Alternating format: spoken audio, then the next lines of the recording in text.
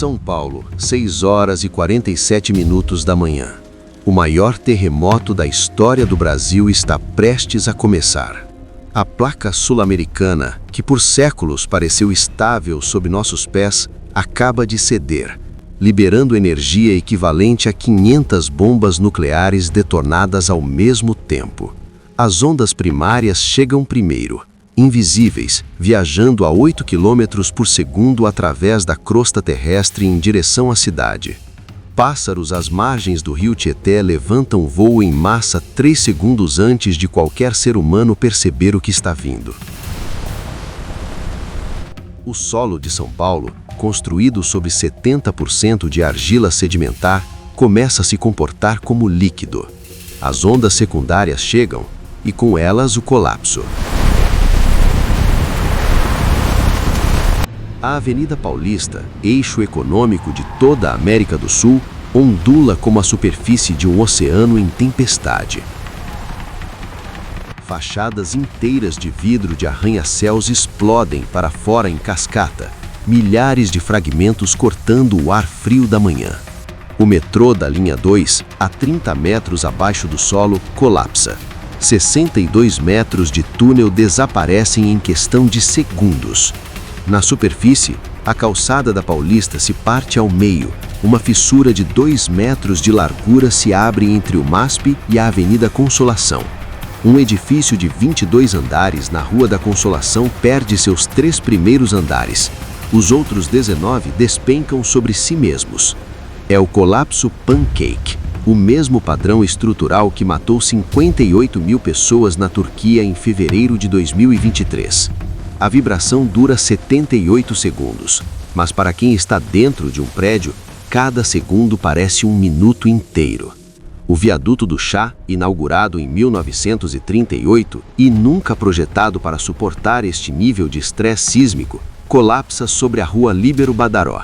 Na estação Sé, onde 4 linhas de metrô convergem no maior nó de transporte do país, a plataforma central colapsa completamente.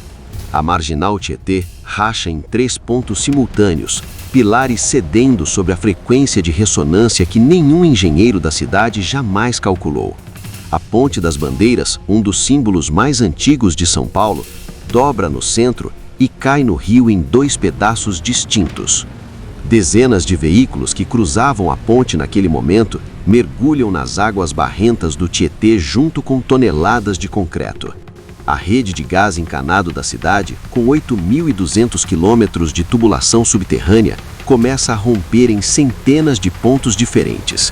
Primeiro, um cheiro forte se espalha pelos bairros, depois uma ignição, depois outra e mais outra.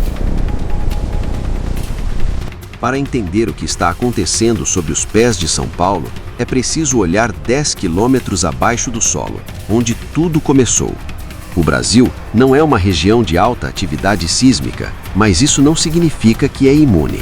Significa que está completamente despreparado. A falha de Taxaquara, uma fratura geológica a 40 quilômetros de São Paulo, é uma das estruturas sismogênicas mais subestimadas do país. O maior terremoto registrado no Brasil foi de magnitude 6,2, no Acre, em 2014. Um terremoto de 7,8 libera 125 vezes mais energia do que esse. E São Paulo, com 22 milhões de pessoas em sua região metropolitana, nunca foi projetada com código sísmico obrigatório real. A norma brasileira de construção sísmica existe desde 2006, mas especialistas apontam que menos de 15% dos edifícios da cidade atendem ao mínimo estabelecido. Na Turquia, a situação era idêntica. Códigos existiam, fiscalização falhava. O resultado foi 58 mil mortos e 1,5 milhão de desabrigados. De volta às ruas de São Paulo, agora 4 minutos após o impacto inicial, o silêncio que se segue é mais assustador do que o próprio tremor. Nuvens de poeira densa cobrem completamente a região central. Quem está na rua não consegue ver 2 metros à frente. Os primeiros gritos começam a emergir sob os escombros da Consolação, mas nenhuma viatura de socorro consegue avançar.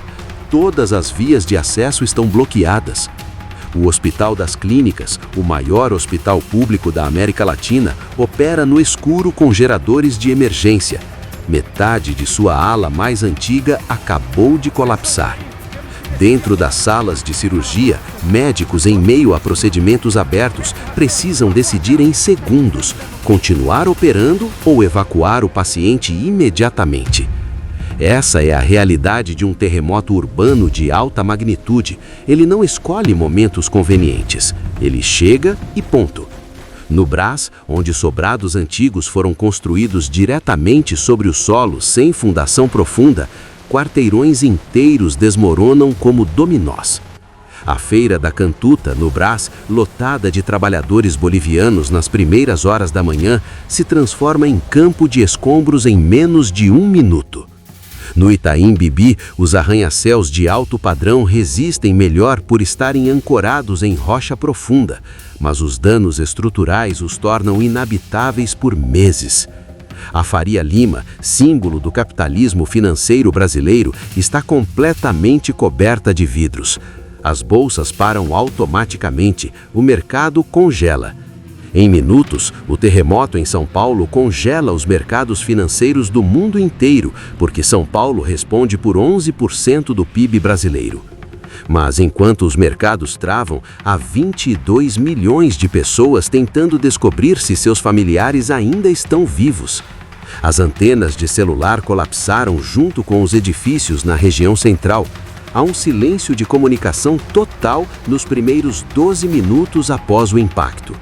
Uma mãe no bairro da Lapa segura o filho de 3 anos sob uma mesa de madeira, exatamente como os manuais orientam, mas o teto já veio abaixo.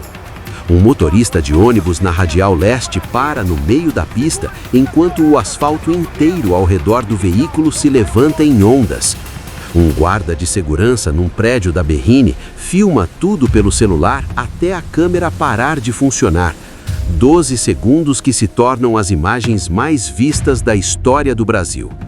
E há aqueles que nunca saberão o que aconteceu porque o terremoto chegou enquanto ainda dormiam.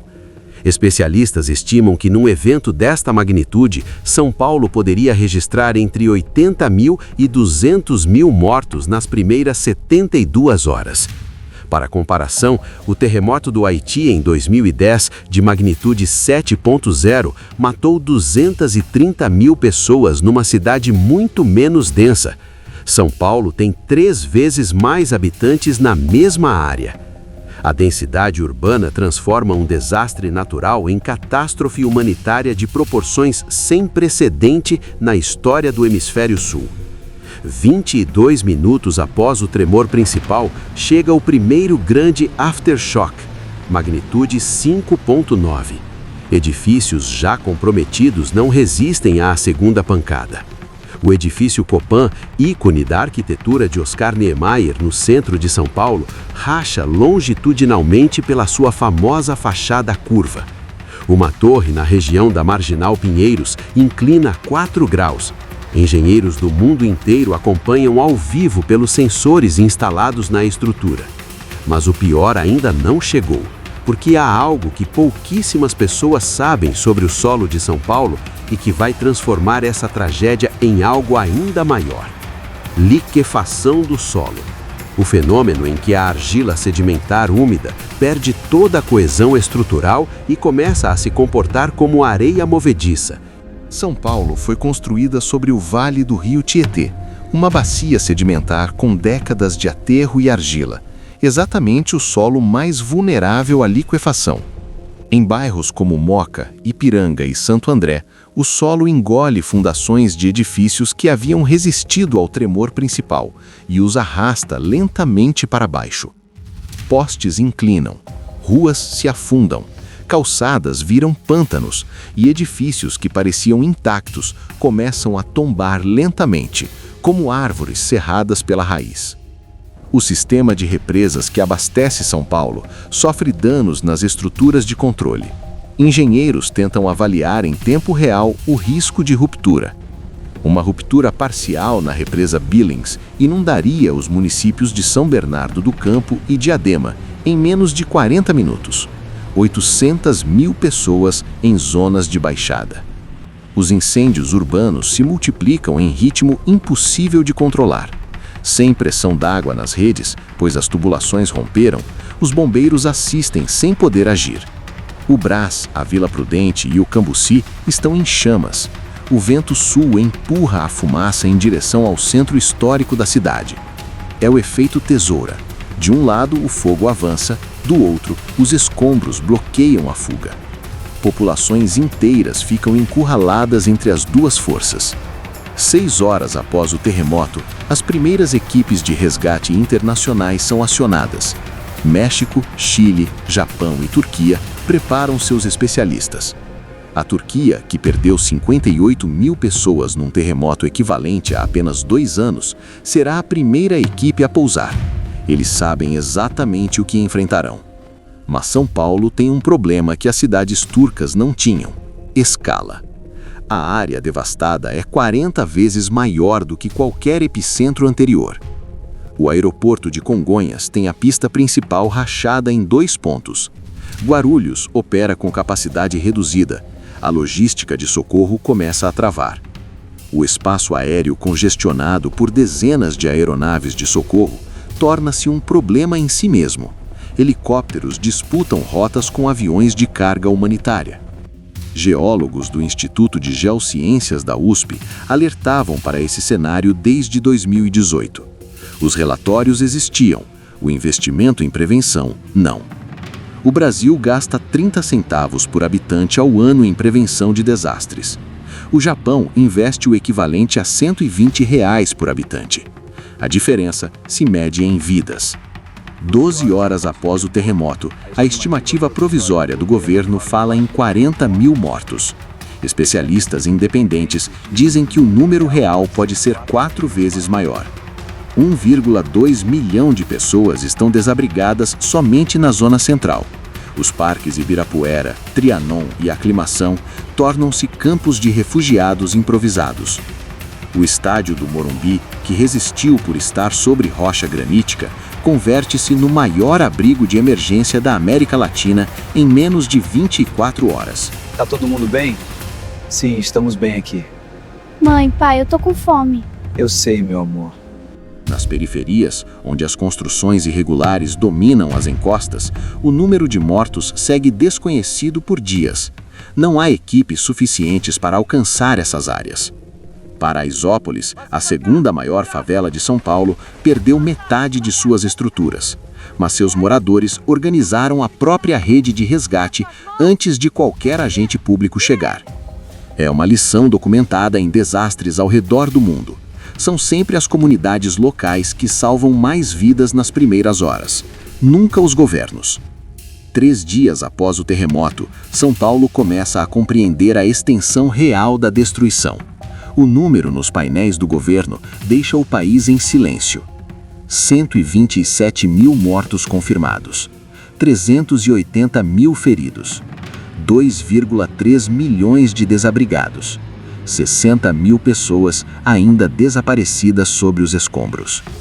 O terremoto de Lisboa em 1755, que destruiu uma das maiores capitais da Europa, matou entre 30 e 40 mil pessoas. São Paulo teria triplicado esse número. O custo econômico ultrapassa 2 trilhões de reais, o equivalente a 20% do produto interno bruto brasileiro inteiro, varrido em 78 segundos. O processo de reconstrução de São Paulo, segundo modelos de Kobe em 1995 e Christchurch em 2011, levaria entre 15 e 25 anos. Mas o que os modelos não calculam é o custo de uma geração inteira marcada pelo trauma. O mesmo que os sobreviventes de Antáquia carregam até hoje. Em Hatay, na Turquia, 2 anos após o terremoto, 40% dos sobreviventes ainda vivem em contêineres. As cidades ainda estão sendo demolidas, não reconstruídas. O que aconteceu com São Paulo neste cenário não é ficção científica. É o resultado direto de décadas de decisões sobre onde construir, como construir e para quem construir. O Brasil tem pelo menos 14 zonas sismicamente ativas identificadas. 4 delas estão a menos de 200 quilômetros de grandes centros urbanos. A pergunta que os geólogos fazem não é se um grande terremoto pode acontecer no Brasil. A pergunta é quando e se estaremos preparados. São Paulo sobreviveu a enchentes, a secas históricas, a colapsos de infraestrutura. Mas um terremoto de 7,8 seria diferente de qualquer coisa que essa cidade já enfrentou.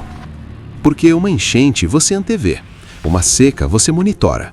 Um terremoto de grande magnitude chega sem aviso e dura menos de 2 minutos para mudar tudo para sempre. Se São Paulo ainda não estava nos seus planos de preocupação, talvez o que aconteceu no sul do Brasil já estivesse. E o que pode vir por aí é ainda mais perturbador. Em maio de 2024, Porto Alegre viveu a maior enchente de sua história. O rio Guaíba ultrapassou 5 metros e inundou 80% do centro da cidade. Mas e se o Guaíba transbordasse novamente? Com mais força, mais velocidade e sem tempo para qualquer evacuação. O que os modelos hidrológicos revelam é algo que poucos querem ver. No próximo vídeo, reconstruímos esse cenário minuto a minuto, com os dados reais das bacias hidrográficas do Sul e tudo que mudou desde aquele maio devastador. Porque o Brasil tem uma relação com a água que ainda não aprendeu a respeitar, e Porto Alegre pode ser a próxima lição que ninguém quer receber.